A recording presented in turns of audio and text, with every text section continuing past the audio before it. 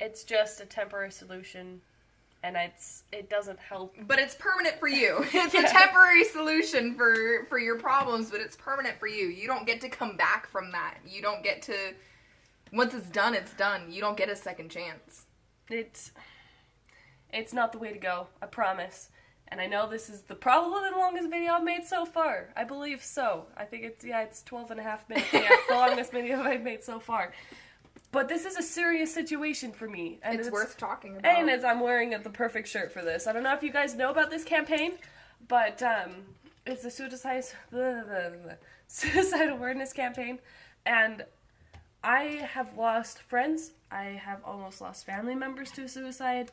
It's a big deal for me, and I know I'm not like crying and bawling about it. It's not super recent that it's happened. I've come to terms with a lot of things that's happened in my life and what's happened in theirs. I'm not saying I'm perfect. I'm not saying I'm constantly happy. I'm not saying any of that. I'm just saying that I've come to terms with it and that it's in the past and that it's not a solution. Well, for me, my last attempt was October 30th, and I was married, and I'm super young to be married, but it's Utah. I mean, you get married, it's what happens here. I was 12 weeks pregnant, super excited for my kid, and I ended up miscarrying, and I tried to end my life with muscle relaxants, and that was super fucking difficult. I suffer from severe social anxiety. I get super fucking nervous. I suffer from depression. I have borderline personality disorder, which if you guys don't understand it, you can do a lot of research online or, learn about it later. But I think the biggest thing to remember is that, what you've gone through isn't the end of you. There's a lot of things that people struggle with, and you're not alone. You're never alone. There's always going to be somebody that can relate, because you are not the only one. And that was something that I had to learn. I found a support group for my miscarriage, and I found a support group for my anxiety. Currently, when men touch me, I almost have a fucking meltdown. There's just been so much that has happened. But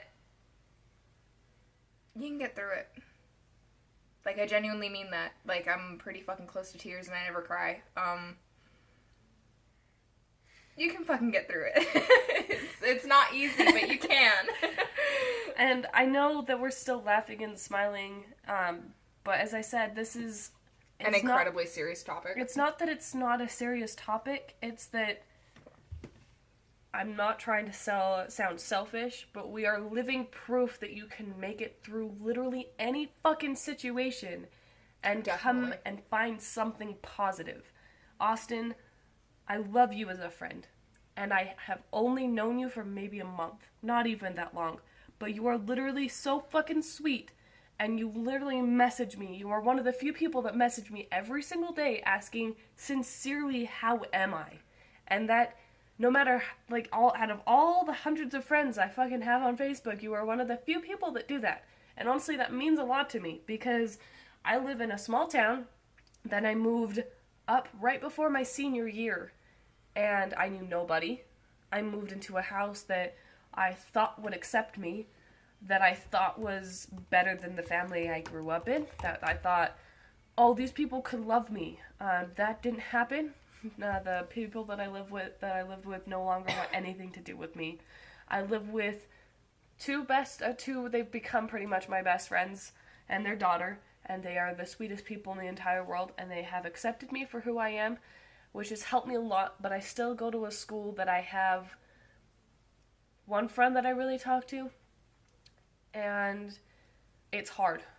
I'm not gonna lie, I walk through the halls with my headphones in. It doesn't help that I have anxiety, but I walk through the halls with my headphones in, and I don't have anyone to talk to in most of my classes. For those of you that are currently homeless or living with family members that are abusive, I am currently homeless after leaving my home where I was being abused, and I genuinely didn't believe that if I didn't leave my home when I did, I wasn't going to make it out alive. Like, I'm actually homeless right now. I'm couch hopping between friends, and luckily I have people that care about me enough to let me stay with them. And of course, I'm looking for a job. I'm not a lazy person. I mean, situations happen. Life happens.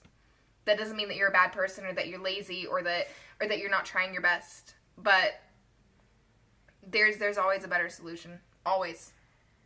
Always. Always a better solution. And I'm just saying, Austin, I do care about your friendship, and there are people who do care about you. I have never met Austin in person. I have just been friends with him on Facebook, and honest to God, he has become a good friend of mine. And based off of the way that she feels about you, I'm here for you too. I mean,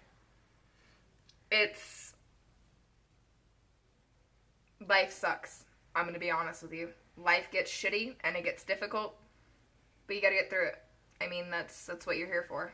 And she cares, which means I care. I mean, if you're friends with her, if you're considered close to her, I'm here. So, no matter what you're going through, no matter what's happened, no matter what you're struggling to get through, whether it's depression or anxiety or PTSD or, I mean, I have OCD, things like that, there is always a fucking better solution. Always. And there's always someone that cares. I'm atheist, but I believe that my friends care. There's a few friends that do care about me. If you believe in a religion, then you believe that your God's there, that you can pray to him. I don't have anyone that way. Even though I consider myself agnostic or Wiccan most of the time. But I mean, if you are a certain religion, if you believe in God, then we're not the kind of people who are going to be like, well, God doesn't exist to you. I mean, I have plenty of friends who've come to me with issues, and I've been like, God loves you. God is there for you. And that kind of thing, even though I don't believe in it. Because when someone believes in something, hearing that kind of thing really, really fucking helps. When you're Wiccan, you believe in the Mother Goddess. And, I mean, I had my little sister who helped me through a really, really difficult time. And even though she's Muslim, she has helped me through so much of that, and she's been like, Mother Goddess loves you. Even though she doesn't agree with it, even though she thinks that I should be Muslim, even though she doesn't understand why I'm not. There's always, when people genuinely care about you, they will help you with your coping mechanisms, whether or not they agree with them. Okay, so this video has to end because I'm running out of, time on this video. Just know that you guys do matter, and I'm sorry that, it's jumped from person to person, that it's really random. Sorry. I'm sorry that it doesn't seem like we don't care and that we're not serious, but this is a serious matter for us. That's why we're making this video. We love you.